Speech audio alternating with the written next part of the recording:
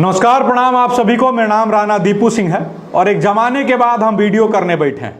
वजह यही है कि बिहार में विवाद हो गया है और विवाद ऐसा हो गया है कि जिसके वजह से लोगों को लगा कि अगर राणा दीपू सिंह इस पे नहीं बोलेंगे तो ये विवाद का हल कैसे होगा। जो मेरे अपने भाई लोग हैं उन लोगों को लगता है कि ना, इस पे तो कम से कम बोलना ही चाहिए। एगो पोस्ट डाले हैं तो एकदम 100% रिएक्शन है कि ना, आप वीडियो पे बोलिए।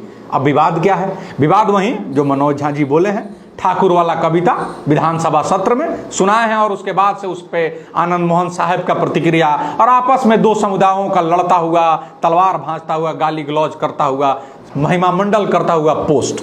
खैर, अब जब आप लोग हमसे चाह रहे थे कि हम वीडियो करें और आप हमारी बात को सुनेंगे जैसा कि आप कह रहे थे, तो एक निवेदन ही कि हम यहाँ 3 पॉइंट रखेंगे और अगर आपको तीनों पॉइंट सुनने का वक्त हो तब इस वीडियो को शुरू करिएगा और सुनिएगा, नहीं तो मत देखिएगा। काहे कि समझ में नहीं आएगा पूरा और हो सकेगा आप लोग लगिएगा छात्री पीटने, जो कि हम चाहते नहीं है।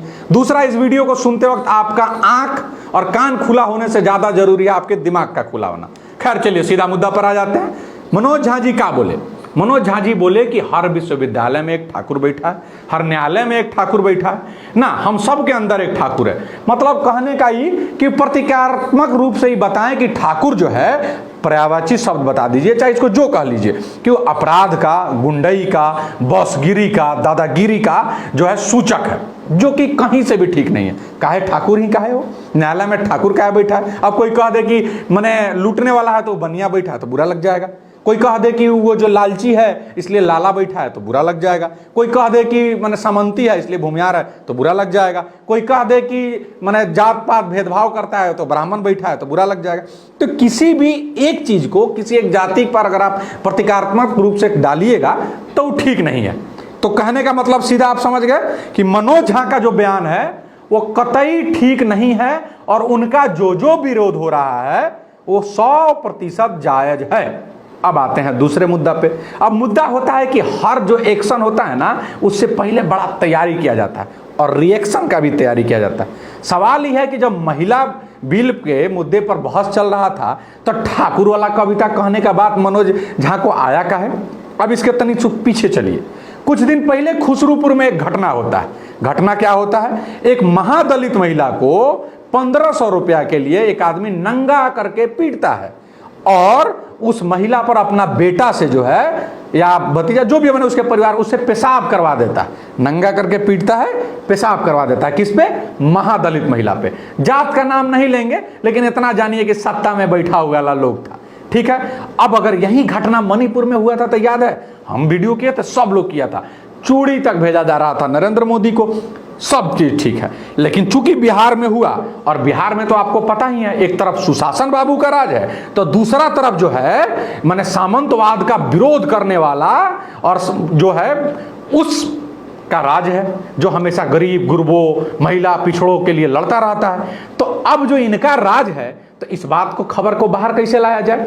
अब कुछ मीडिया जैसे बहुत माने हमको अच्छा लगा जो गए, नेहा सिंह राठौर जो हमारी मित्र भी हैं और महिला एक्टिविस्ट भी हैं, उन्होंने एक पोस्ट किया, ट्विटर ट्रेंड हुआ। उसके बाद तमाम मीडिया चैनल, छोटा बड़ा मीडिया भी, जो लोग तनी, कुछ लोग कलेजा पर अपना पत्थर रख के और कुछ लोग चाहते हुए ना चाहते हुए खबर दिखाया, कुछ लोग चाहते हुए भी दिखाया। अब ये बात बाहर आ गया तो अब तो भाई पता चल जाता कि एक महादलित महिला पर जो लोग गरीब गुरबा का लड़ाई लड़ता है, पिछड़ा का लड़ाई लड़ता है, वो लोग अत्याचार कर रहा है। अब ये बात अगर बाहर आ जाता तो मामला खराब हो जाता, क्योंकि मान लीजिए कि साहब लोग का तो कुर्सी खिसक जाता ना, लेकिन साहब लोग इस पे कुछ नहीं बोला। लेकिन मामला जैसे ही तुल पकड़ा तो सोचा अब क्या करें। तो क्या करिए, उस एक्शन का एक रिएक्शन डालिए। मनोज झा को आदेश दिया गया कि माननीय मनोज झा जी एक ऐसा काम करिए कि एक नया विवाद को जन्म दे दीजिए, ताकि उस विवाद में ये विवाद इतना अंदर चला जाए कि किसी को हवा ही नहीं लगे कि किसी महिला को नंगा करके पीटा गया है, उस पर पेशाब कर दिया गया है, ये पता ही नहीं चले। हुआ भी वैसा ही। देखिए वो लोग अपने जो चाल में है कितना हद तक सफल हो गए। और मनोज झा ने महिला बिल के मुद्दे पर आके कविता पढ़ा और उस कविता का एक्शन रिएक्शन हुआ और वो मामला कहीं दब गया और ये मामला आ गया फ्रंट फुट। खैर, तीसरा बात पर आने से पहले एक और बात कह दे रहा है। मनोज झा ने गलती किया है, ठीक है, तो सजा किसको मिलना चाहिए? मनोज झा को। उनके जात को, उनके समाज को अगर आप बोलते हैं तो ये सरासर गलत बात है। काहे कि उनके जात का और उनके समाज का एक को आदमी को अभी ले हम माने जो इंटेलेक्चुअल जो सामाजिक लोग हैं उनका समर्थन करते हुए कम से कम नहीं देखें। चाहे वो स्वर्ण आर्मी वाले सर्वेश पांडे जी हों और चाहे दीपक शर्मा होता है, चाहे तमाम लोग हो, कोई उनका समर्थन नहीं कर रहा है, ठीक है। लेकिन अगर आपको इस षड्यंत्र में फंस के और आपस में लड़ना है और तलवार खींच लेना है और उधर से लड़ाई लड़ लेना है तो अलग बात। अब तीसरा मुद्दा पे आते हैं। आज आप जो ये ललकारे हैं, दहाड़े हैं और जो एकदम पूरा फॉर्म में है, वो फॉर्म उस समय कहां था हो कि जब आके अमरजीत कुशवाहा ये कहता है कि राजपूतों भूमियारों ने अपनी घर की बेटियों को इज्जत देके जमीनें कमाई अंग्रेजों से, तब कहां था वो?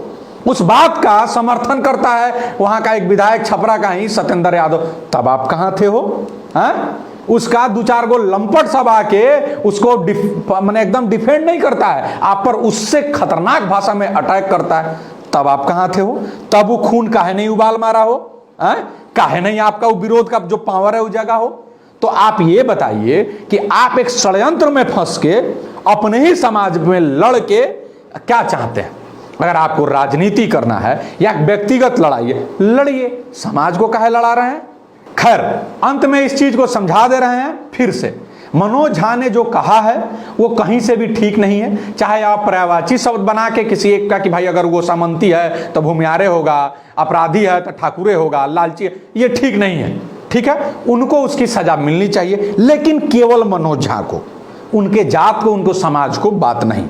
दूसरा, आप एक और बात को समझ जाइए, अगर आपका दिमाग खुला है तो ये सब कुछ इसलिए कराया जा रहा है, ये षड्यंत्र है। अगर आपको समझ आ रहा है तो अच्छी बात है, नहीं आ रहा है तो कुछ दिन और सोचिए, समझिए और तनि भविष्य को देखिए, और उससे भी ज्यादा जरूरी है कि भूतकाल को समझ के पढ़िए, समझ में आ जाएगा। तीसरा बड़ा बात, अगर ये जो छाती तानना है तो वक्त देख के मत तानिए, हर वक्त तानिए जब आपके इज्जत और आबरू का बात हो। बाकी मेरा नाम राणा दीपू सिंह है, ये इसलिए बता रहे हैं कि हम भी ठाकुर हैं और इसका गुमान है, लेकिन इसके साथ साथ इस बात का भी ध्यान है कि हमको कब क्या और कैसे बोलना है, काहे कि हमारा बुद्धि घुटना में नहीं है। धन्यवाद।